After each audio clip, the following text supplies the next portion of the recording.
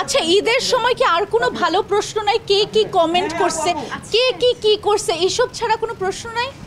হ্যাঁ, কুরুচিপূর্ণ মন্তব্য যে করবে সেটা তার ব্যাপার, সেই বিষয়ে কেন আমি কথা বলবো? হ্যাঁ বলেন। হ্যাঁ, আর যে অভিনেত্রীকে করেছে আপনি তাকে জিজ্ঞেস করেন। Very good, very good, very good. আমিও এর আগে আমি কমপ্লেন করেছিলাম আরও 2-3 বছর আগে।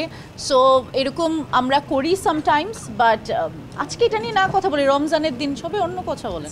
ঈদের প্ল্যান হচ্ছে খাবো দাবো, ফ্রেন্ডদের সাথে আড্ডা দিব, ঘুরবো, প্রচুর ছবি তুলবো, এই তো এটাই প্ল্যান। That's the plan. সেটা তো যখন আমার মনে হবে তখন আমি বলতে পারবো। এখন আজকে আমি কিভাবে ফিউচার প্ল্যানের কথা বলবো? কোথায়? আমি তো সব সত্যি অ্যান্সার দিচ্ছি, সব অ্যান্সার দিলাম, একটাও তো বলি নাই যে দিব না অ্যান্সার, দিলাম তো।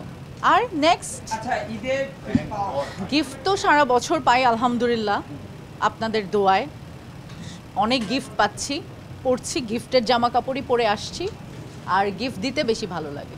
সালামি পাই, বাট ছোটোবেলার মতো তো পাই না, এখন তো দিতে হয় বেশি। না এরকম না, কারণ এখন আমি আসলে বেশি, ছোটোবেলায় যেরকম একটা সালামিই ছিল তো আসলে সারা বছরের ইনকাম, কারণ ওইটাই ছিল মেইন গোল, ওই টাকাটা জমাতে হবে, তারপর ওইটা দিয়ে চলতে হবে আরও অনেক মাস, ওইটা মেইন গোল ছিল, তাই সবার বাসায় যাইতাম সালামি নিতে। তো এখন তো আর যাই না, গেলে এখনও পাবো। এখন ওইভাবে প্ল্যান করে যে ওর বাসায় গেলে সালামি বেশি, এ সালামি দিবে, এ সালামি দিবে, এগুলো প্ল্যান থাকতো আগে, এখন সেই প্ল্যানটা নাই, করতে পারি না।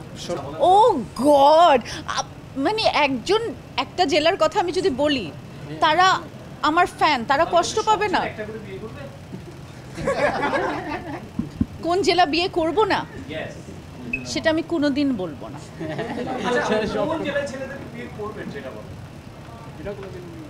কোন জেলার ছেলেরা সবচেয়ে ভালো? ও হাত তুলছে, সি দেখেন, সে বলছে রাজশাহী, সে বলছে বরিশাল, সে বলছে নোয়াখালী। আমি কাউকেই কষ্ট দিতে চাই না, কখনোই না। আল্লাহ যে জেলায় রাখছে সেটা। আমি তো ঢাকাইয়া, আর আমার মা ঢাকাইয়া, আমার বাবা হচ্ছে রংপুরের, সো আমি তো বলবো যে উত্তরবঙ্গ বা পুরান ঢাকা। সবাই তো বরিশালের মেয়ে বিয়ে করে, আপনি বরিশালের ছেলে বিয়ে করবো? তুমি দেখো আমার জন্য বরিশালের ছেলে। হ্যাঁ, জীবনেও আমি বলবো না ঢাকায় বাসায় কিছু, অভিনয় ছাড়া আমি বলি না কিছু।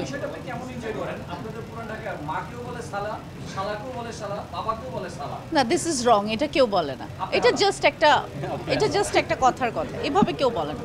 পুরান ঢাকার মানুষরা সবচাইতে সুন্দর করে কথা বলে, এবং পুরান ঢাকার মানুষদের মতো মানে সুন্দর মানুষ খুব কম আছে, দেখতে সুন্দর, ঠিক আছে?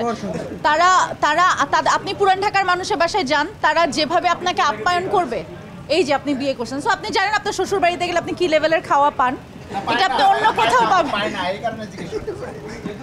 শেষ, ডান, উই আর ডান। সুন্দর হচ্ছে আপনার চোখ, তাই আমাকে ভালো লাগছে। আসলে ক্যামেরার সামনে তাকায় কথা বলা যায় না, যখন কেউ প্রশ্ন করে তখন তার দিকে তাকায় কথা বলতে হয়, এটা গুড ম্যানার। বাট মানে মনে হয় কি যে তার দিকে না তাকায় কথা বললে তাকে অসম্মান করা হচ্ছে। So thank you so much. এ পর্যন্ত ভাবনা আপু কতগুলো প্রেমের অফার পেয়েছে এ পর্যন্ত? আপনার কি মনে হয়? আমার কাছে মনে হয় অন্ততপক্ষে 2-4 লাখ।